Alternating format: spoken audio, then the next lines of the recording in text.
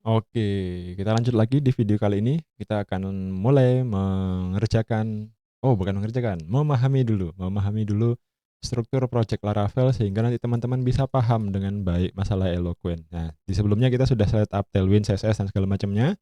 Kita dapat form yang kayak begini. Nah, di Laravel itu kalau nggak ada modelsnya, itu nggak bakal bisa ngapa-ngapain gitu teman-teman. Jadi core of the core-nya Laravel itu ya model ini tadi. Nah, model ini itu di-build menggunakan yang namanya Eloquent. Tapi teman-teman, ya untuk paham Eloquent itu ada satu step lagi ya, yang harus dipahami dulu. Jadi kita harus benar-benar paham struktur projectnya Laravel dan apa aja sih isi-isinya. Untuk lebih detail itu sebenarnya ada di course saya sebelumnya yang starter course Laravel 9 itu ya. Itu masih sangat amat relevan dengan Laravel 10, nggak masalah. Tapi di sini saya ulang lagi sedikit, khusus tentang database-nya aja. Jadi untuk belajar Eloquent, memahami Eloquent itu teman-teman harus mulai dari folder yang namanya database dan folder namanya models. Nanti baru berakhir di ORM. Jadi jangan langsung belajar ORM-nya tapi tidak paham underlying-nya yang nanti itu bakal connect terus tuh sama si ORM-nya ini tadi.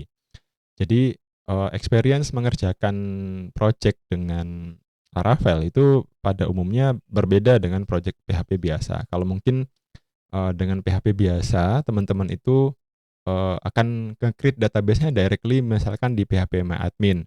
Nah, kalau di Laravel itu sudah enggak. Di Laravel ada folder khusus namanya database nih di sini di project-nya.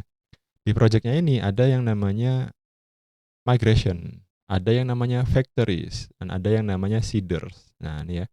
Migrations, sorry kurang S, factories, dan ada yang namanya seeders.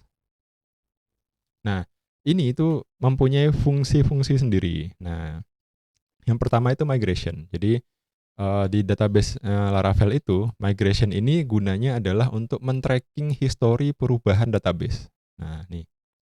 Jadi di sini ada prosesnya dan ada yang namanya up dan ada yang namanya down. Nah, ketika up dia ngapain? Dia akan membuat sebuah tabel. Ketika down kebalikannya. Jadi function yang ada di up dengan yang ada di down itu adalah berkebalikan, teman-teman. Jadi kalau di atasnya create, maka di bawahnya pasti drop gitu ya.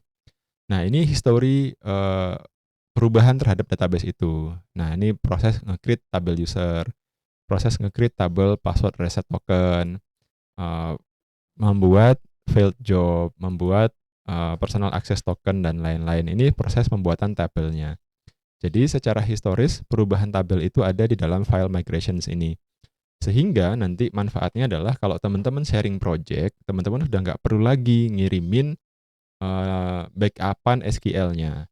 Nah, itu yang berbeda. Nah, ini konsep ini yang harus benar-benar dipahami dan nggak boleh loss gitu ya. Jadi nanti misalkan sudah bisa pakai Eloquent, tapi database-nya masih pakai uh, kirim-kirim SQL itu jadi nggak enak progresnya. Kecuali nanti kalau emang teman-teman bekerja dengan database yang legacy yang memang nggak bisa gitu ya. Nah, itu boleh. Tapi kalau misalkan projectnya dari awal, maka akan sangat saya rekomendasikan memulainya dengan migration yang benar dari awal, seperti itu. Kemudian ada lagi yang namanya factories. Nah, factories ini apa sih? Factories ini kalau teman-teman lihat, di dalam sini ada namanya factories. Ada yang namanya user factory. User factory ini adalah kelas yang isinya itu mendefinisikan apa ya? Fake name. Jadi kalau misalkan kita punya database, ada kolom-kolomnya dan kita pengen isi database itu dengan sebuah data, maka kita bisa mengutilisasi yang namanya factory. Nah, si factory ini itu bisa kita panggil faker namanya. Faker itu udah bakal ngisi-ngisi data yang kosong, data-data random lah pokoknya. Nah, dengan ini itu ketika kita punya database dan kita pengen nge-trial CRUD-nya, itu kita nggak usah ngisi satu-satu. Nah, ini saya pernah sering lihat nih di mahasiswa, itu diisi satu-satu. Bayangin, kapan ngodingnya gitu. Ngisi data aja isi satu-satu gitu. Terus kirim-kiriman SQL, lupa lagi nanti sama timnya yang lain gitu kan susah. Nah, kemudian ada lagi yang namanya seeders. Nah, tadi kalau di factory ini adalah pabriknya yang membuatkan data, ini kan cuma definisi aja.